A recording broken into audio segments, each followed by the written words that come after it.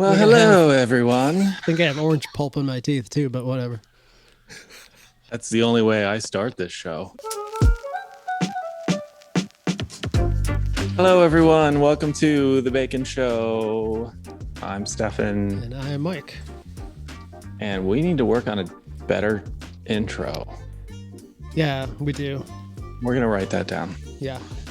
Put that in the show notes. Better intro next time.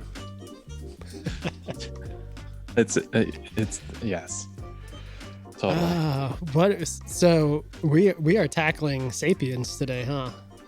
Such a cool subject that I am so late to. Yeah. Like, this has been out for years, and I'm like, what is this? Oh my goodness, this is amazing. Oh, I'm so late. Better late than never, though. Oh man, I have the book. It's on my Kindle. I started it, but I got sidetracked and I got maybe like a couple hundred, maybe 100 pages into it.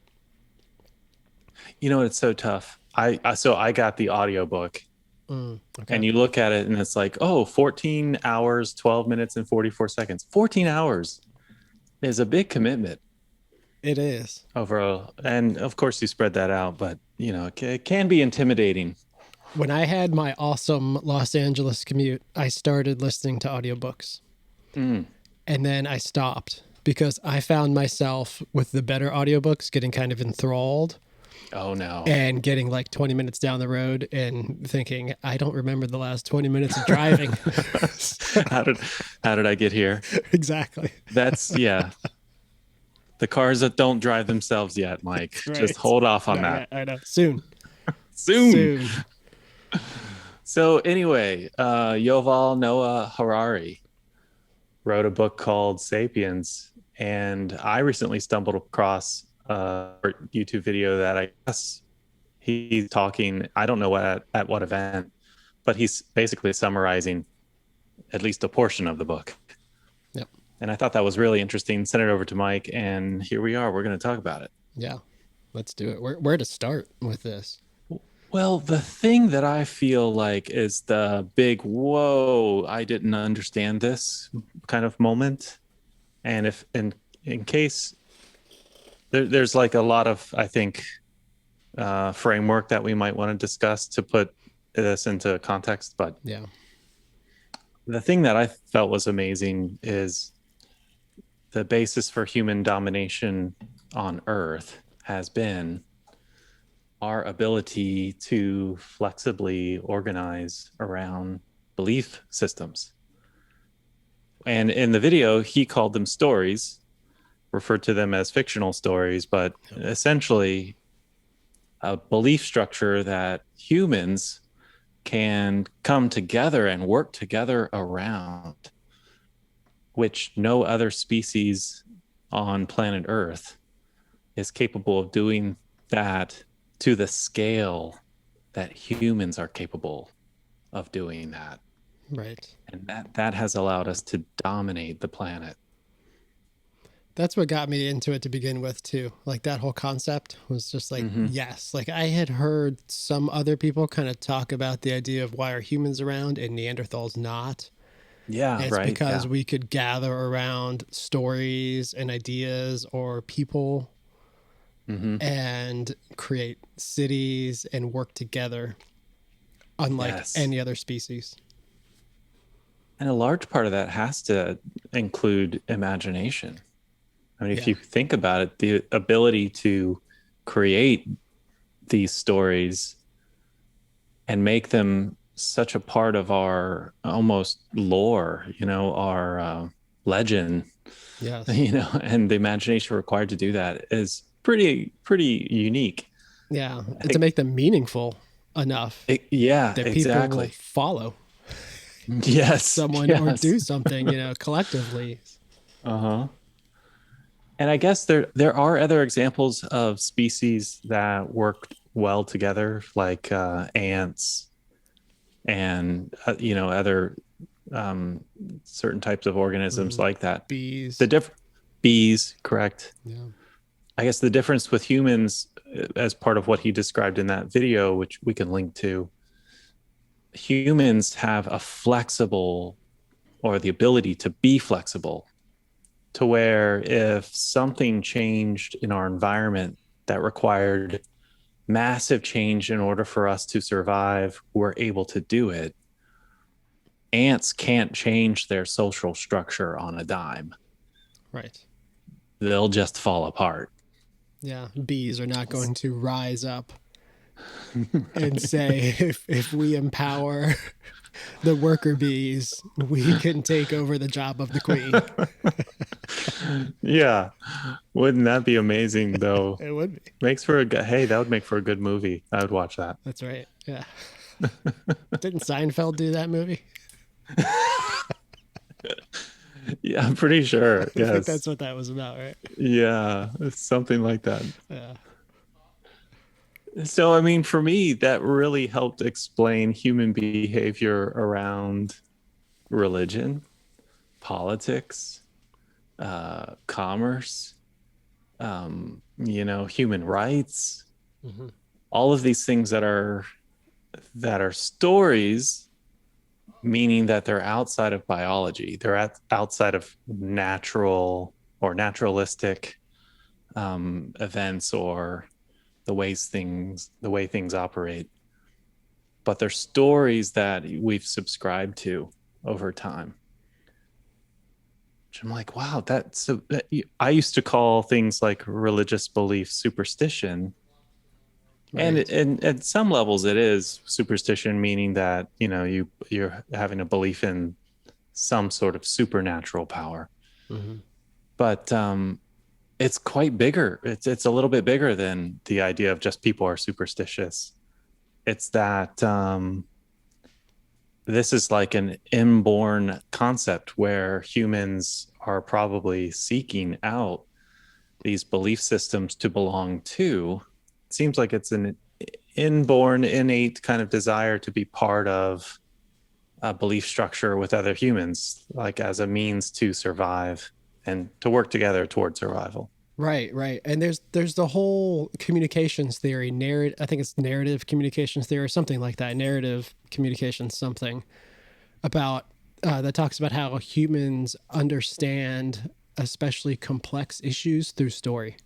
Mm, And I think that kind of relates to this in totally. a little bit, and it also helps kind of explain narrative communications theory, because we want to go to story, Yes. like we want to gather around that and form community almost. Yeah. And, that's how you get millions, if not billions, of people rowing the same direction Right. who don't know each other at all, have no intimate connection at all, but we're all kind of moving in the same direction because we have this narrative Mm-hmm. that we subscribe to that, like you said, it's just our preferred way of communication. Yeah, it's interesting. And I think it's becoming, as we see like the ways that communication is distributed becoming bigger and quicker. I think we're starting to see this clearer, maybe, Yes. as changes happen faster. I was going to say, I think we're starting to see it unravel Yes. even faster. Yes, indeed. So, from what Harari says in the video, and I'm sure it's a big part of the book, what disrupts this belief system or any belief system is technology. Mm-hmm. And he went through several examples in history where, whether it's the Industrial Revolution or electricity or mass transportation, these things would disrupt the current belief structure, whether it was a political one or a religious one. And there were really two responses to these kind of disruptions. One was a pushback. Yeah. So a group of people who we would call fundamentalists would hold on to the old belief structure and try to claim that in spite of it being old, Hmm. still had answers to the future, to all the challenges that this technology would bring. Um, and in a large way, I kind of see perhaps, not the 2016 political environment that brought us Trump Yeah. as a response to a group of people trying to cling to a specific period of time, or when America was great again, let's move back to that, Right. I think, despite technology pushing us in a different direction. yes. And I think it's even more than that, because I think it's people who want to do that also understanding this idea that story gathers humans and keeps them together and gives them into movements, and is taking advantage of that to manipulate their own group into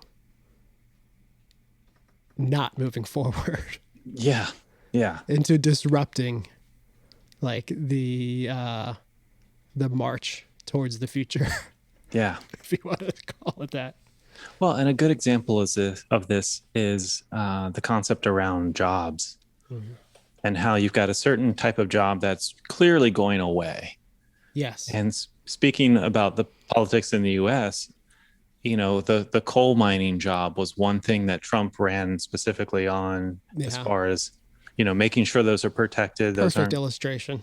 yeah, right. And so Yeah. these people who were trained in these coal mining towns to be a coal miner, and not on technology or anything that involves, what's coming down as far as renewable energy, solar, wind, these types of different things that will be our future.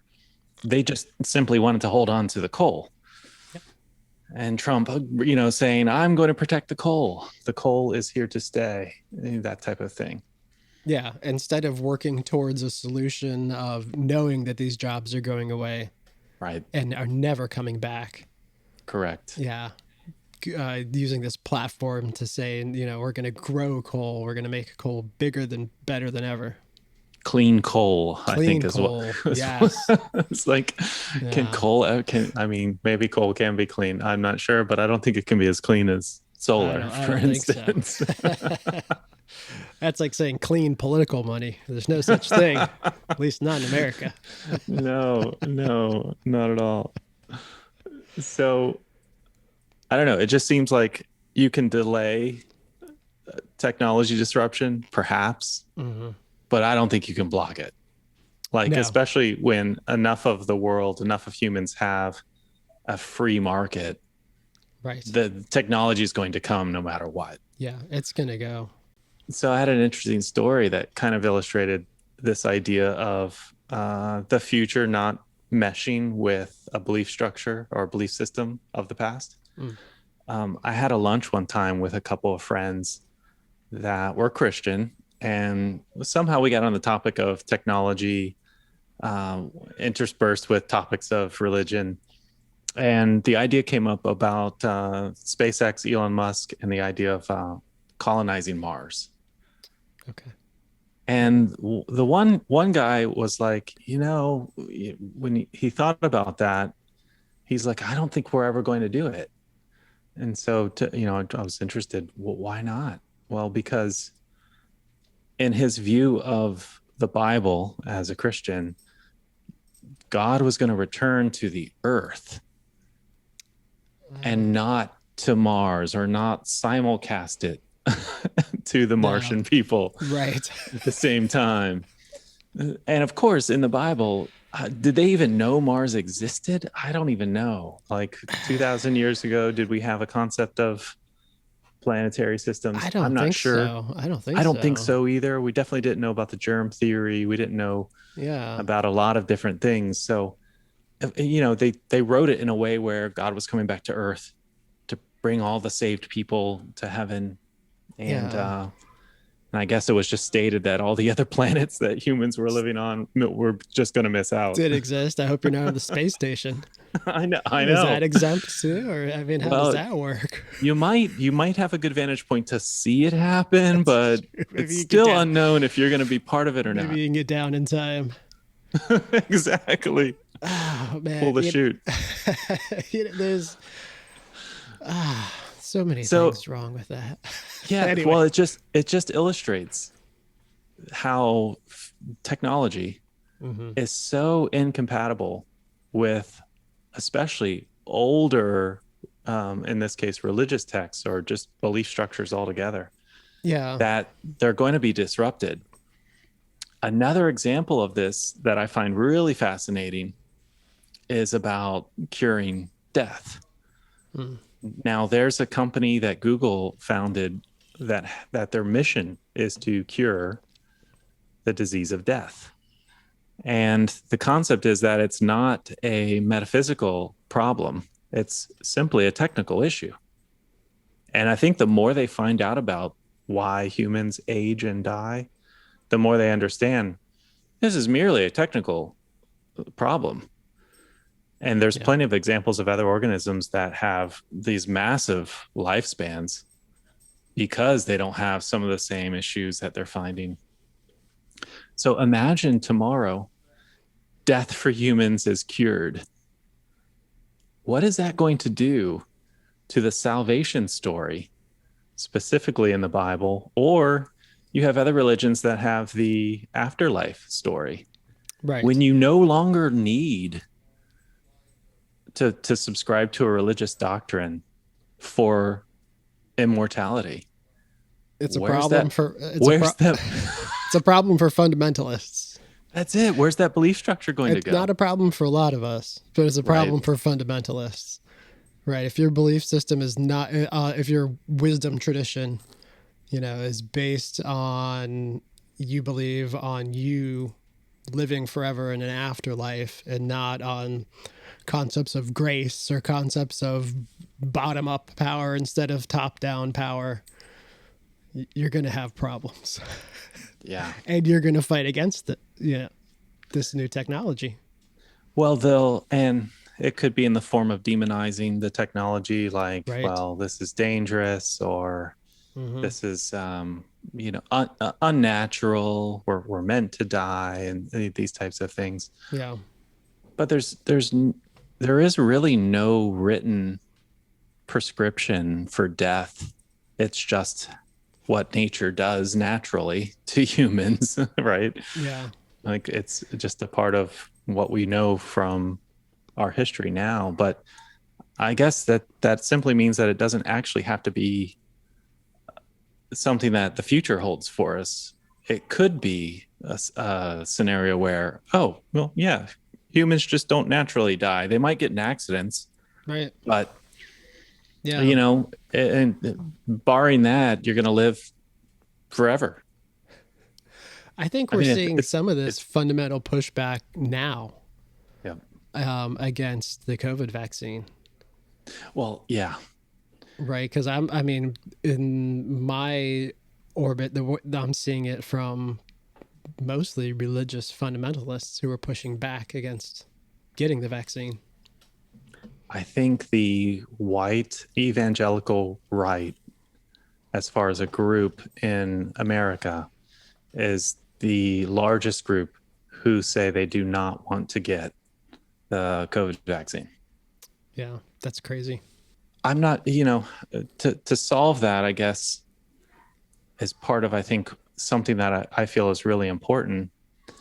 And Harari says this very well in the book. It's Hmm. the quality of our stories Yes. that we bring to the future is going to Yes. determine the quality of our life. Yeah. And so that just brings back to me the importance of storytelling overall, and how that literally molds humanity and how we move forward. Absolutely. Yeah. I feel like specifically with like the vaccine stuff that we're dealing with right now, I haven't seen those stories. Like I Yeah. haven't seen the stories that create personal, Mm, connections and sympathy and empathy, and then use that to explain the vaccine and why yeah. it's safe and why it works. And then just moving on from there. I've seen almost none of it. It's almost all facts. It's been yeah, it's been kind of disappointing Yeah. from the healthcare industry, at least in America. How interesting would it be if we had an arm of government that was like the chief storytelling Yeah. Oh my group? goodness. Well, we've seen examples of that Mm. actually. The Nazis certainly had that Oh, with Goebbels, right? And I know in film school we studied Leni Riefenstahl, who was the filmmaker for Hitler, who created these grand, fantastic films that showed this unbelievable culture and world in the Olympics in Berlin, wow. and did a fantastic job of telling stories. Unreal. Yeah. And of So. course, it makes so much sense. Hmm. In order to get a group of people to do Yeah. really monstrous things to other humans, they Yeah. need to buy into a story. You know, Right. that's extremely compelling, or at least to them. Yeah. Those films still are impressive if you watch some of them. Wow. Yeah. So, what does this mean for the future? As something that I think is really interesting. I watched another segment of a video from Harari talking about how the future is going to change so rapidly, especially on the job front. To navigate this, you have to become a master of change, Hmm. Yeah. which has been so difficult, just personally speaking. Yes. And that's what he said. Like, it's like you get to your midlife and your career, and you're like, okay, well, that whatever I was doing is going away. So let me reorganize and change my entire outlook and my entire identity and go in this different direction. And then he's like, and then 10 years after that, AI has taken over that. And Right. now you say, okay, well, let me pick up, and now I'm 50 and I need to completely change my entire identity. It's like, how can you how can you do that? I know. And I mean, I think we're going to see a lot of it soon. There are little Yes. things here and there. Just like today, I was working with a program that works with YouTube to help you optimize your keywords and your titles Oh. and your thumbnails, and it's all AI. I mean, there's somebody in the Wow. back end, I'm sure, putting in, Yeah. making it, obviously. But this is something that in corporations you would have hired somebody to do, Oh yeah. like 2 years ago or whatever, a year ago. Bingo. Yeah. So Let me do it. it's coming for us. It is coming. In my career 10 years ago, I had to build systems, website systems specifically, almost from the ground up. Now you have an install, which is just built over years of time, and it takes care of all of that for you. Like, and now I have to focus on really optimizing that system instead of building it from the ground up. That's just a small example, Yeah. not to mention artificial intelligence and how that's going to really revolutionize just so many industries, Yeah. so many things that humans do now. Like, we're going to have a mass amount of what Harari called useless humans. Right. And what do you do with these people? Like, what's our story going to be around work when the majority of people don't have meaningful work to do? Yeah. Because That's going to be really interesting. the story we have right now around work certainly wouldn't work. Yeah. It's especially linked to political parties where you have this idea that, well, you've just got to work for everything that you get, and handouts are bad, on one aisle, and then, the opposite, so to speak, on the other. Like, how is this going to even mesh when The majority of people don't have jobs. Yeah, it's going to be, oh man, it's going to be really interesting. We're going to be going from spending all of our time trying to survive to spending all of our time trying to be comfortable, doing things we like, Right. to trying to figure out what to do with all of our time. Well, and that's like a very small portion of it. The other Hmm. very interesting thing Harari talked about is how artificial intelligence is going to start augmenting human biology. Oh, And he said, for the first time, you're going to see bio um, biological classes, right. Oh, that's right. Yeah, that was interesting.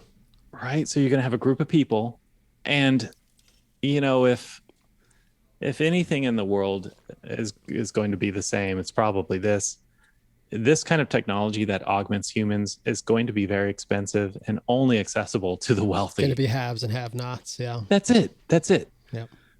I mean, as simple as that. If you could have some sort of augmentation where you can live 100 more years, somebody's going to try to commercialize that. Yep. And I'm not arguing that that's a bad thing. Maybe it isn't a bad thing. It's just, I think, the way it's going to go. So Yeah. you're going to have two classes of people. And it's just one of it. You're going to have, as Neuralink, another Elon Musk company, Hmm. they're building ways that you can embed a computer into your brain, and initially it's going to be to fix, any kind of neurological issue, but eventually it's going to be for healthy It's going to be to humans. enhance. Yeah. Yeah, Enhance to us. enhance. Yeah. Exactly. This is where I feel like the religions, the wisdom traditions come in. Like this is where I feel like their actual role is not of the fundamentalists of those wisdom traditions or religions, but I think these are the things that help or can help us, help inform us of how to embrace and use new technology in a more equitable way. Like that's where I feel like their role could be. It certainly could be. And I would say you're probably going to have a branch of that move in that direction Yeah. as they, in a way, kind of remold the story Right. to fit the current situation that's going on with technology. And I think we've seen that over time, the kind of Yeah. constant remolding of the Constant. story. Yeah, absolutely. Yep. Yep. Yeah, that's going to be We're, interesting to see how that yeah. that We're, we're, shapes up. we're going to have some sort of value system that says that continues on with our idea of human rights, Hmm. that continues on with this idea that if none of us have jobs, should only the people that own the businesses be wealthy? Right. Like that's a question we'll have to answer. Yeah, it's going to be interesting. I mean, we deal with that right now, Yeah. certainly in American society, and the justice system and healthcare. There are Yep. definitely haves and have-nots. Maybe we need to make a video about that, a film, That would be interesting. a Yeah, short film. I just want my flying car in the future. I feel like I should have it already. Right? Forget the car. I'm going straight for the teleporter. Oh, perfect. Yes, let's do that. Oh man, God, I love that. How are stories going to shape our future? Right. it's That's the a question. it's the million billion trillion dollar question. Well, I think that might do it for today. Unless there's anything else you would like to talk about. Nope. That's it. Okay. Well, I am Mike. I'm Stefan. Thanks for listening. See you next time.